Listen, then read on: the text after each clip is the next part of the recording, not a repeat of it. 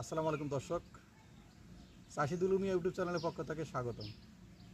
দর্শক, আজকে দেখাবো কলার চারা রোপণ করার পদ্ধতি এবং কিভাবে রোপণ করবেন আর কিভাবে এটার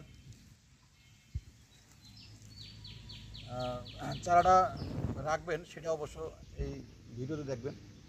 তো দর্শক, ছোট্ট একটা টিপস, সেটা হচ্ছে এই অংশটা কিন্তু কাটছি আমি, কাটা অংশ এই কাটা অংশটা আমরা কিভাবে এই গর্তের মধ্যে দেব। মূলত আপনারা এই কাটা অংশটা উত্তর সাইডে দিবেন।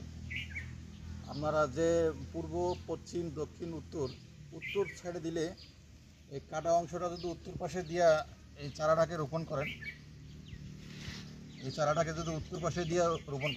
আমার কিন্তু আমি বসে রয়েছি উত্তর পাশে, আর আমার পিছন সাইড আছে দক্ষিণ